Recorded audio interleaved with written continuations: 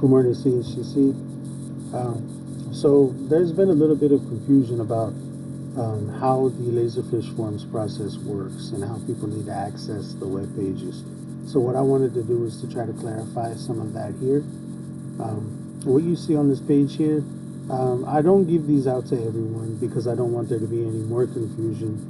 But when you're the person who's submitting a PR through Laserfiche, there's going to be a link that you follow. Each of these links are unique to your area. So let's say, for example, I'm with public health. Anyone under public health is going to access the same link, but all of the information, of course, that's going to go into it is going to be specific to your unit. Now, what we mean by you're submitting it anonymously means that there's no way to trace you back. And that does have, of course, some limitations until we get the license in place. Then you'll be able to submit your form as a logged in person, and then you'll be able to track the progress of where it goes from there. But we're not quite there yet until we get the licenses, so I'm going to show this process to you now. So in an email, if you're with public health, you would follow that link that you have and then hopefully save it somewhere. So that way, if you save the bookmark for that, what you'll be able to do is you'll know exactly which link to access every single time. You give it a custom name called PR. Of course, if you need some help with that, you just contact one of us and then we can help you with that. But then you're going to have your form. Now, even though all of this information, like what your division is and everything, is in this form, that's only for the future whenever we're able to have one process to route everything. Due to the limitations of our licenses, we need every single person to have their own link. What you'll do, okay, so we were public health, so of course all of these other areas don't really matter in this case. We're going to pick our public health. Now we're going to fill out all of this important information. Again, email. You want to make sure to put one email address here. Not a lot of extra information needs to be put here. Just the information that's requested. Only one email address, not two. I don't know for a fact that it won't send an email to two, but I do know for a fact that if you put one email address there, it will send an email to that one person.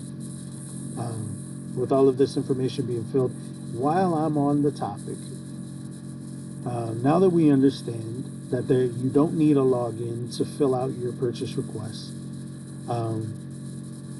I'll go on to the next part that's about how it's going to be tracked.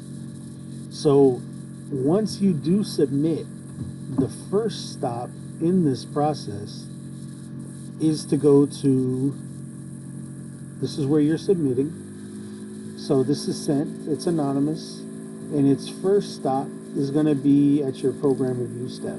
So let's say with this one, Mr. Jesse Tudela, the first stop is going to be to him. So he's going to review it, and then he becomes the individual who can track where it's going from there.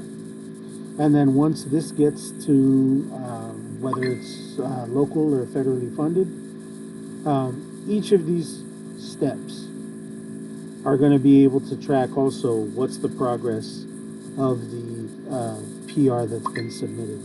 Through talking to Shabroto, he's mentioning that when people do have questions about where their PRs are at, they should contact the people that are with their separate divisions. So we have them broken down all through ELC, finance, DCO. This is described here as DHS.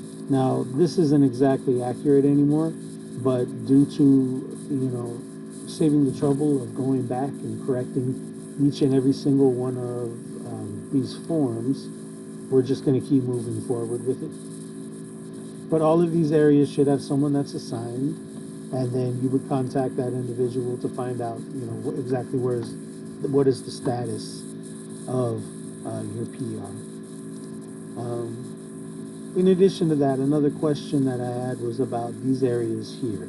And I think that there was some confusion as to exactly how these areas worked. So when you are submitting your PR, you're trying to obtain something. I'm going to use IT as an example again. If you check this, because the category of your PR is going to be IT related, it's asking for an additional document. Now, you may already have this document before you're ready to fill out your PR, and that was when you simply asking my boss or Bell or someone in our area who is making that decision. It just shows that your request has been reviewed by IT already and has been verified by the director. That's really the only purpose that this is going to serve. What you're going to do is you're going to take that, whether that correspondence is through an email, and then you're printing out the communication thread where it's been verified, or whether it's in an actual memo that the IT director is going to sign off on. You're going to take those supporting documents and attach them here. And the reason for that it has its own step here is to make sure that once you're down here and you're putting in your price quotes that you receive from your vendors and you're putting in all of your supporting documents, this is ensuring that before we even get to submitting all of this, that all of this has already been verified by the people that need to be looking after it first. And that's so that we can remain in compliance with everything. So that's really what this section is for. And I hope this clears up some of the questions. If you have any other questions, please send me an email, give me a call, let me know, so that way I can help you guys to understand how this process works much better. Thank you for your time, and I hope you guys all have a great day.